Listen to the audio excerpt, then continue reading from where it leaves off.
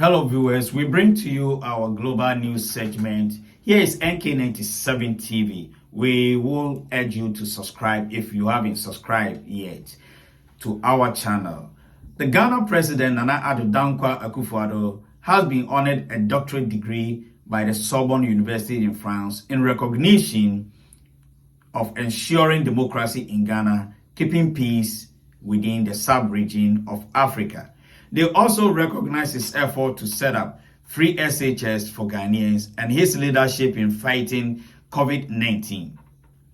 We bring to you the video of what transpired during Nana Addo's visit in his honor of doctorate degree.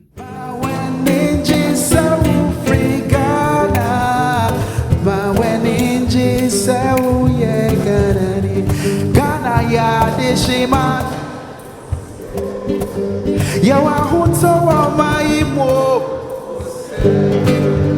Gano Oseye Gano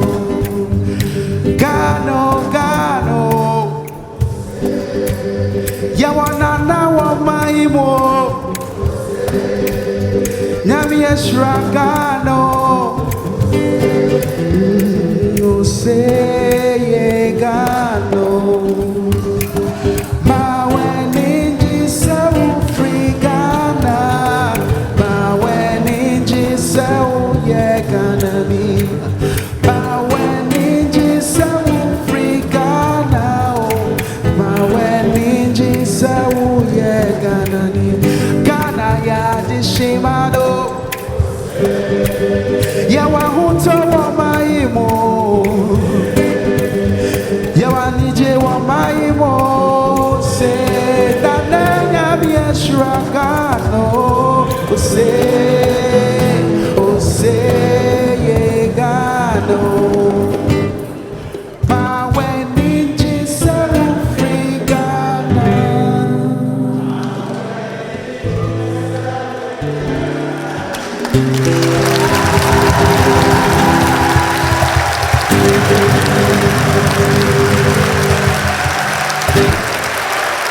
Merci beaucoup. Thank you very much.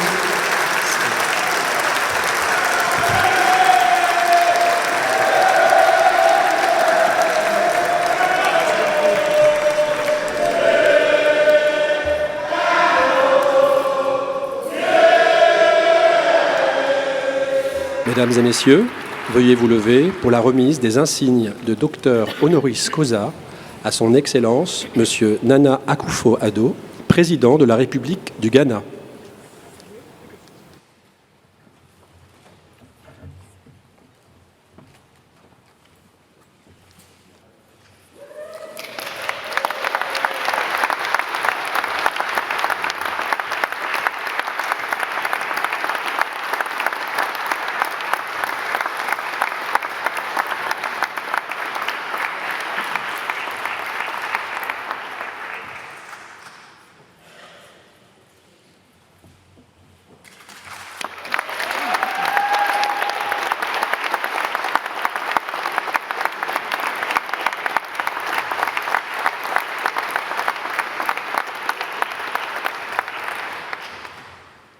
Madame le secrétaire d'État, Monsieur le recteur de l'Académie de Paris, Madame le président de l'Université Paris 1 Panthéon-Sorbonne, Mesdames et Messieurs les membres du corps professoral, Mesdames et Messieurs les membres du corps diplomatique, chers étudiants, chers amis,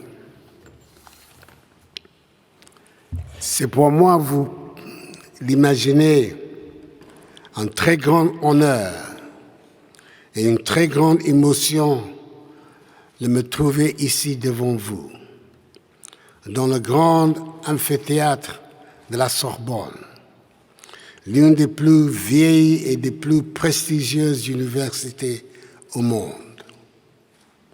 Honneur, car être ainsi distingué dans ce qui est l'un des foyers intellectuels de la France d'hier et de toujours, m'inscrit dans une lignée qui m'oblige. de Pablo Picasso à mon illustre compatriote Kofi Annan, d'Amartya Sen à Nelson Mandela, la liste de ceux à qui vous avez réservé cette marque d'estime m'emplit d'humilité.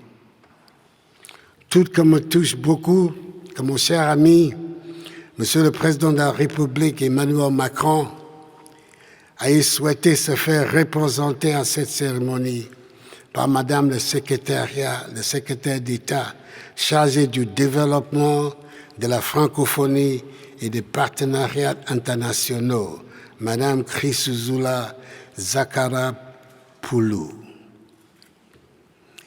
Émotion, car jeune avocat, j'ai vécu non loin d'ici, 5 rue Laplace, en face de l'ancienne école polytechnique, derrière la place du Panthéon. 5 années qui ont beaucoup compté dans ma formation de juriste, d'homme et d'homme d'État.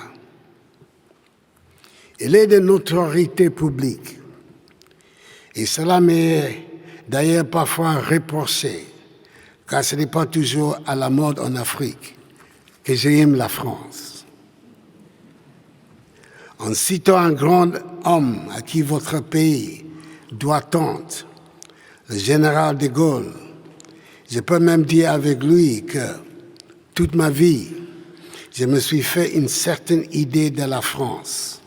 Les sentiments me l'inspirent autant que la raison. Dans ces murs, à l'abri desquels repose un autre grand homme, le cardinal de Richelieu, héros de la grande et de la petite histoire de France. Je suis donc heureux, à mon tour, de proclamer sans hésiter l'amour qui m'inspire votre vieux et grand pays. Ce dernier occupe une place à part dans l'histoire du monde. Cela ne l'exonère ni de ses erreurs, ni de ses fautes, ni de ses crimes.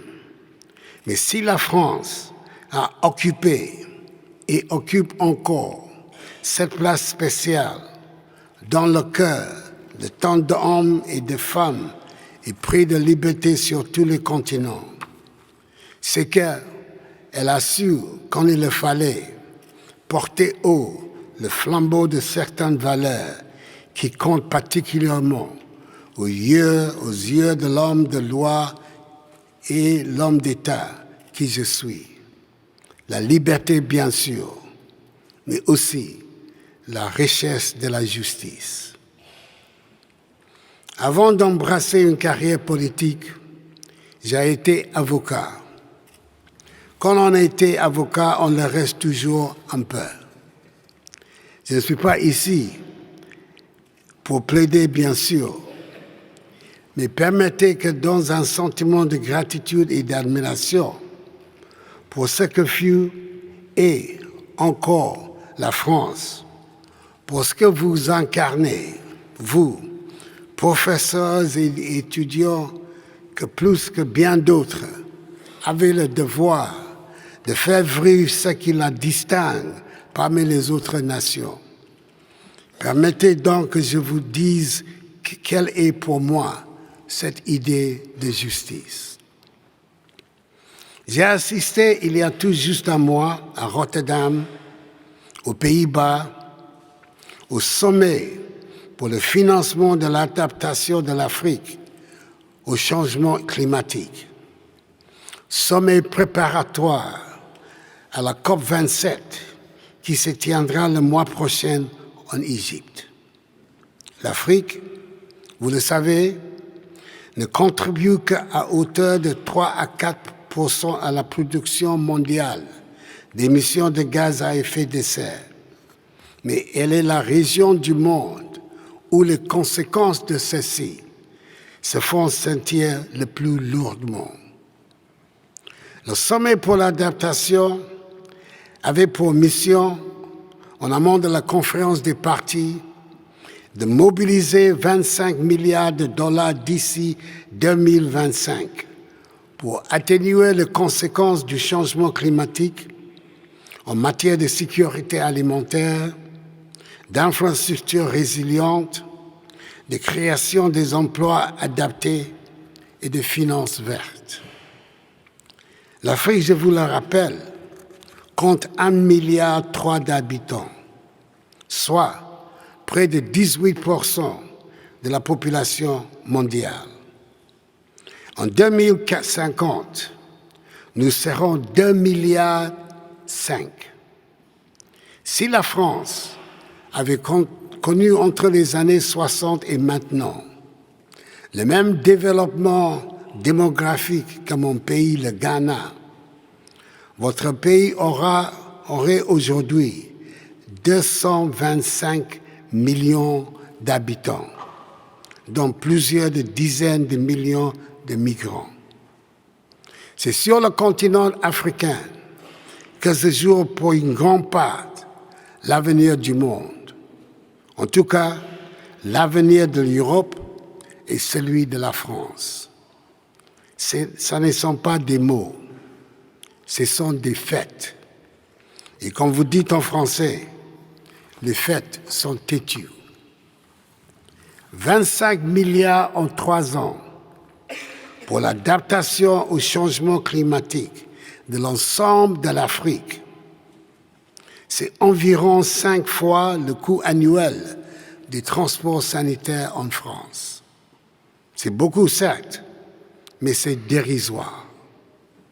Eh bien, si dérisoire que ça l'a fut, alors que les pays du G20 sont responsables de 80% des émissions, l'Afrique est répartie de Rotterdam avec des promesses d'engagement à l'auteur de 55 millions de dollars. En dehors de l'engagement de la Banque africaine de développement de mobiliser 12 milliards 5. Vous avez bien entendu, je parle bien de millions. 55 millions pour 54 pays. Cela fait un compte presque rond, 1 million chacun. On aurait pu espérer que la communauté internationale aurait démontré une plus grande solidarité avec le continent africain, alors que celui-ci subit les conséquences des problèmes qu'il n'a pas créés. Cela n'est pas juste. Cela n'est pas équitable. L'équité, ce n'est pas un principe lié à la richesse ou à la pauvreté d'une société. Appliquer le principe d'équité, ce n'est pas donner. C'est refuser de prendre un avantage qui ne vous appartient pas. Cela n'a rien à voir avec la charité. Cela n'a rien à voir avec l'action humanitaire. Cela n'a rien à voir avec ce qu'on appelle la coopération.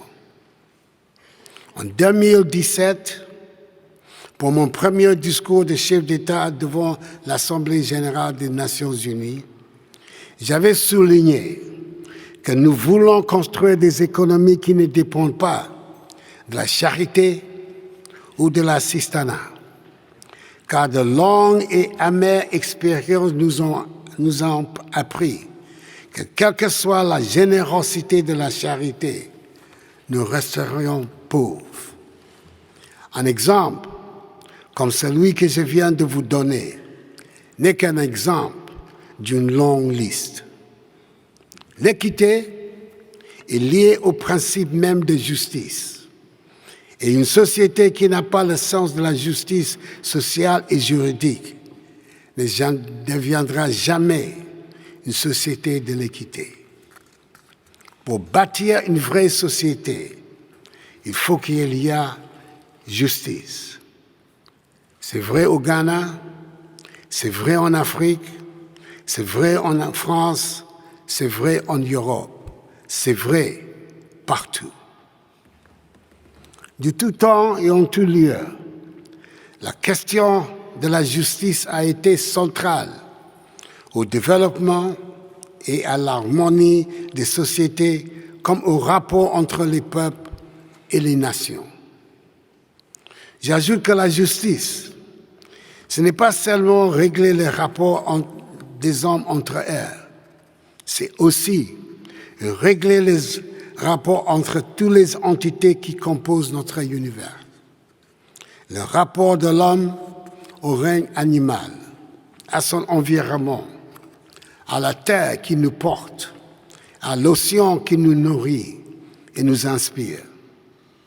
Nous devons reconnaître ce que nous devons à nos ancêtres, ce que nous devons léguer à nos enfants. De ce point de vue, ma génération a commis de grandes erreurs que les générations actuelles doivent réparer. Nous étions tellement obsédés par le progrès que nous avons parfois négligé la justice. Et pourtant, celle-ci est un principe de régulation, d'équilibre et de partage sans laquelle nos sociétés sont condamnées au déclin. Elle est aussi un principe de dignité, sans le respect de laquelle il est impossible à tout individu d'être en paix avec lui-même et avec l'environnement dans lequel il évolue. C'est vrai d'abord au sein de chacune de nos sociétés. Permettez que je dise ici un mot de l'Afrique.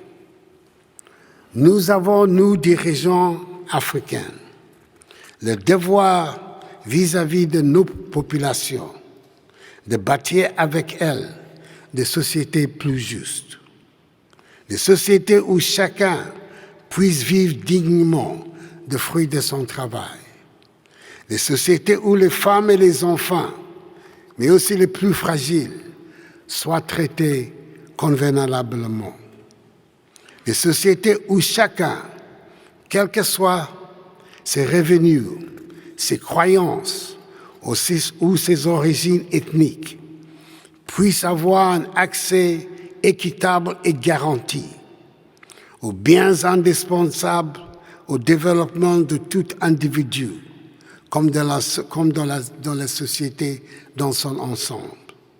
Accès à une eau, une alimentation et des soins de qualité, accès à l'énergie, accès à l'éducation, accès pour tout dire à la vie décente à laquelle peut et doit aspirer tout être libre.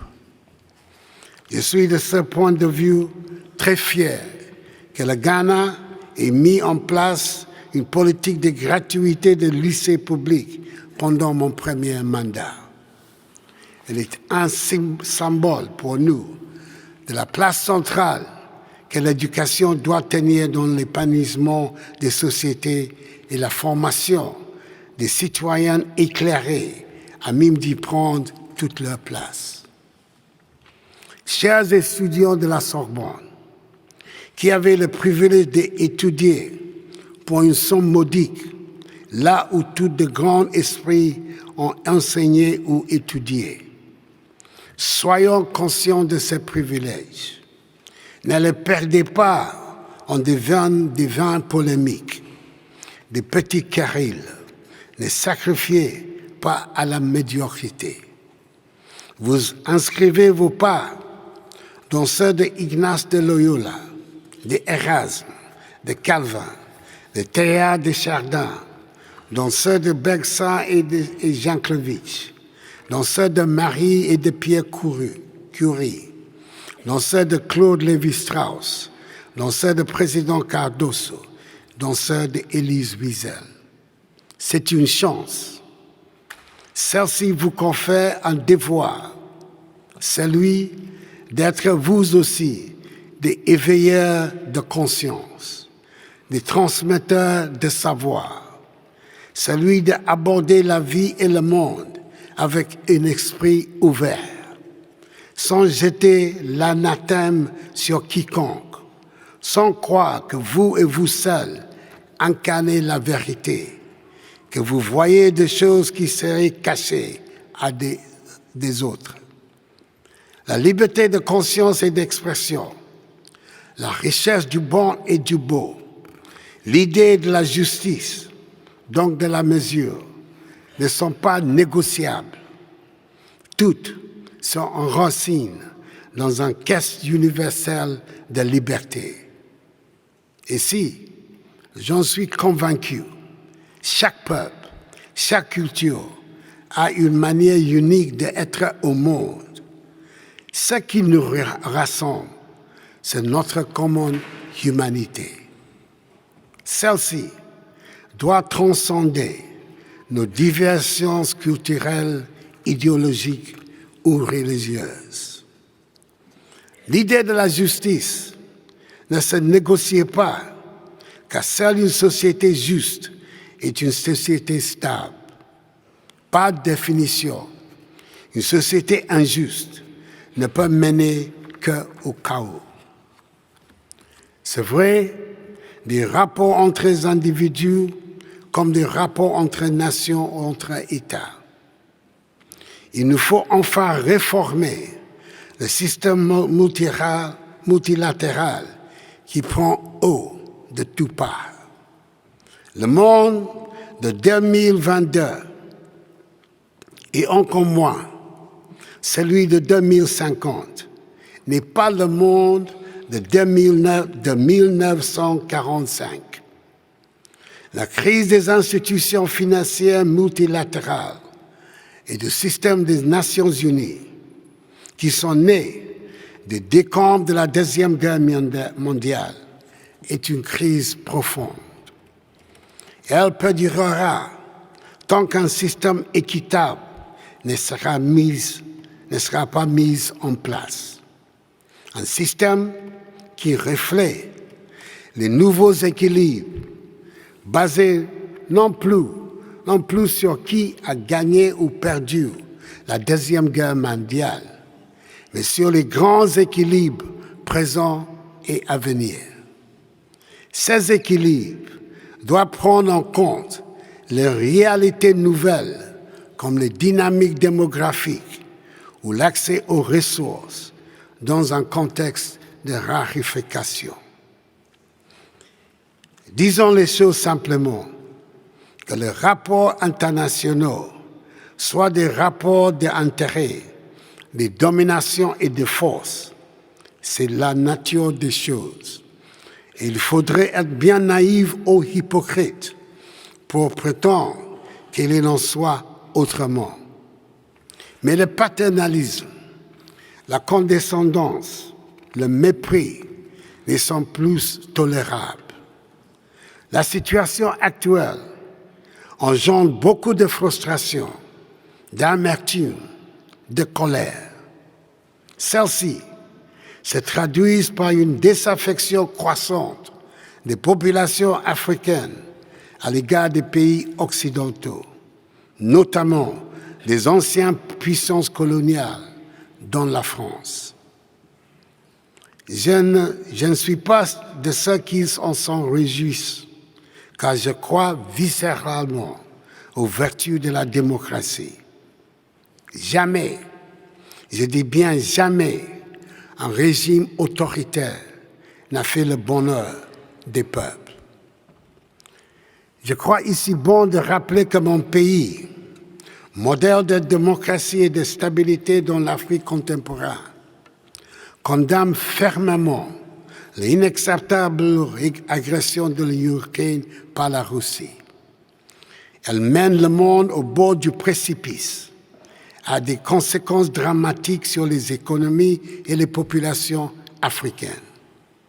Le Ghana, premier pays d'Afrique subsaharienne à conquérir son indépendance et s'est être affranchi du joug colonial, dans son cas le joug britannique, a depuis toujours défendu une vision du monde libre de toute pratique hégémonique, dans laquelle toutes les nations, grandes ou petites, coexistent pacifiquement, en qualité, en équité et dans le respect mutuel.